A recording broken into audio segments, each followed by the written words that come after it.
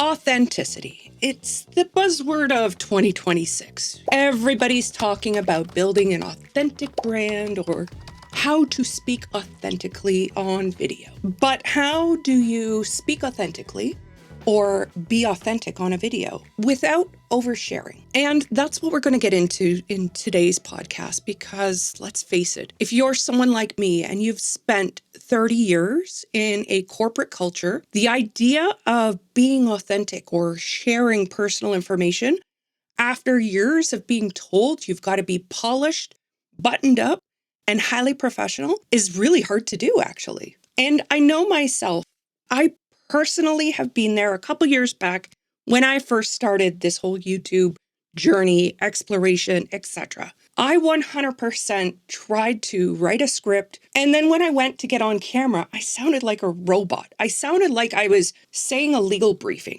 I guess. I mean, if you're suffering from insomnia, I mean, it would have been probably a great way for you to be able to fall asleep at night if you listen to me trying to read out the script. And for someone like myself, who has also been in the corporate world for so long, specifically in the finance world myself, being real or sounding real or being authentic also feels dangerous. You really do want to show up as yourself, but the moment you hit record, there's something inside you that kind of cringes up and tries to protect you in some capacity. And it's almost like you're wearing a mask. You know, it's not really you, even though it might look like you, but it's not really you. And you know that if people behind the camera got to know you, the real you, they'd love you. But the mask you're putting on is really not yourself. So today I'm going to talk about authenticity and how I was able to start feeling that I could share information, I could be more authentic, I could be less polished, less buttoned up, how I could be myself behind camera. It's a way to protect yourself, kind of like putting yourself into a cage, but opening the door once in a while and letting yourself out. It's kind of this little trick that I've taught myself, and I'm going to share it with you today.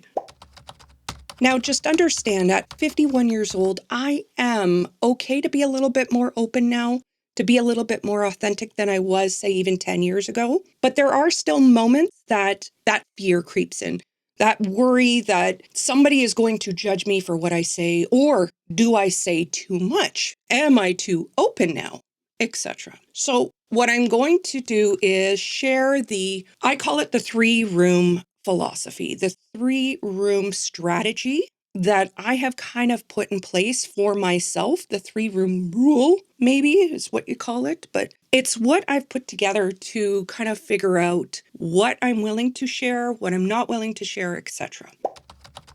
Now, I call it the 3-room rule, the 3-room framework, whatever you want to call it. But basically, you think of it as 3 rooms. You wouldn't necessarily invite the mailman in to come sit on your bed, would you? And that's basically where this concept came from. I decided to treat my content like my own personal house. So you, as the viewer, you are invited into my living room, because pretty much everyone can be invited into my living room. We can have a cup of joe, we can have a cup of tea, you can have a glass of wine. I don't drink, but you can certainly have some. We can have some biscuits or cookies, or however way you want to call them. We can chit-chat about things that go on around us. It's friendly, it's open, but it's nothing personal. And like your living room, you can put your feet up, you can relax, you can put on a blankie and cuddle in. But again, it's not somewhere where you're going to bring up, personal details, per se. And room number 2, this is what I call the bedroom. Room number 2 is reserved for very few people. Like my sons would be able to go in that room. Obviously, my husband would. My best friend, maybe even a few close friends. They can all come and cuddle in my bed. We can watch TV together. We can eat popcorn in bed and shriek at scary movies there. This is a place where I am willing to be a little bit more intimate, to share more intimate details, but yet there is no secrets that I am kind of divulging here as well. And then that leaves room 3. Room 3, whether you want to call it a closet, you want to call it a nook, you want to call it a secret room, You want to call it a hidden passageway, whatever you want to call it. But that is your secret place. That is where you do not share any intimate thoughts with anybody else. Maybe a therapist. Yeah, I would probably say maybe a therapist would be in this area. But again, it would be that you would have to invite them in. This is where those moments in time that you're going to say, hey, I'm going to take this to my grave. That is what is in this room. So you can be 100% real in each one of these rooms. But what is said there or what is shared there is very, very different. And when I started writing content for myself and I pictured what room I was in when I was kind of writing it, it allowed me very, very quickly to see, is this something I'm willing to share or is this something I'm not willing to share? Which room does this belong in? Is this something that everyone can come into my living room and hear? Or is this something better left in my bedroom? Or better yet, better left in my secret room? And here's the kicker. When I look back at the scripts that I did write, that I wrote before, that I felt robotic, and I felt that I was reading a legal brief, I realized I was trying to do those scripts verbatim. I was trying to read out everything that was on there.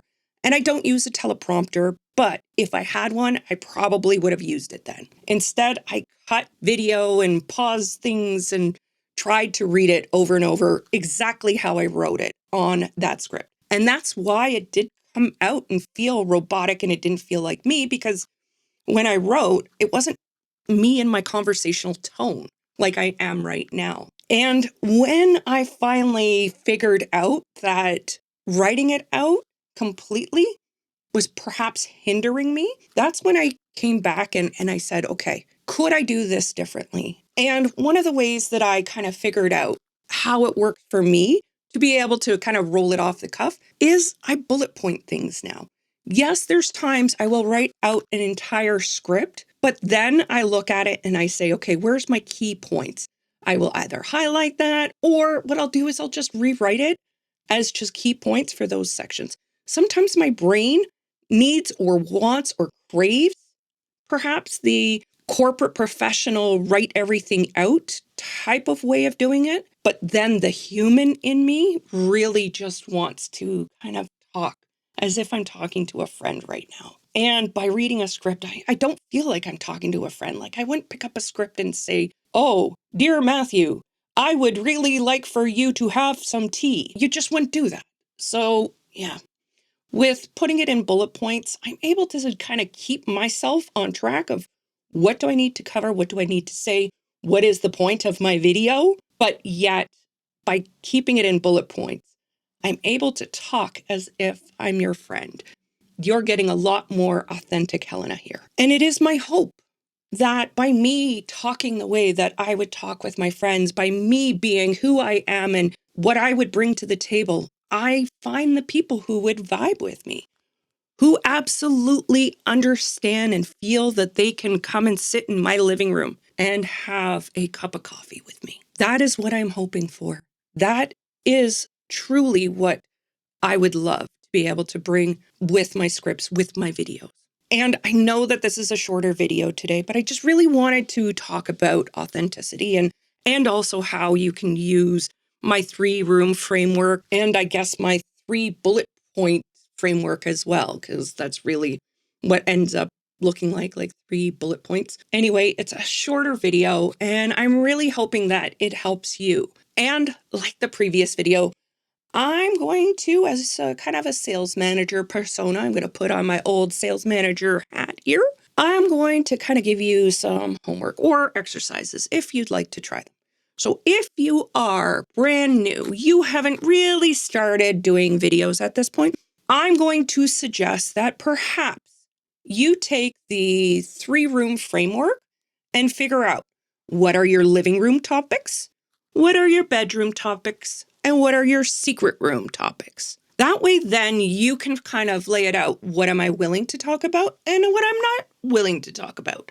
So when you start doing some scripting, etc., you already have a guideline to work from. And if you are our level 2ers, you are already creating content I'm going to suggest that if you are a full script writer, that maybe you do a sticky note test. Can you take each part of your video and just make sticky notes? Put little bullet points for yourself of what you want to talk about in each section of your video. Could this be something that helps you to kind of get more fluid, to feel more authentic? And if you are already a seasoned business owner, creator, etc., I want you to take a look and say, okay, did my last video sound more like a press release? Or does this blog sound more like a press release? Then I'm going to challenge you to rewrite that in a tone that you would share that information with a friend. I'm going to suggest that maybe you see how you can soften some of your messages out there. And hey, if you are already doing authenticity and you own it, I would love to hear that in the comments. I would love to hear your thoughts. Is it hard to be authentic without feeling like you're oversharing? Or is there something that has worked for you? Feel free to share it in the comments below. And next week's episode is going to be pretty much for our 45 plus crowd.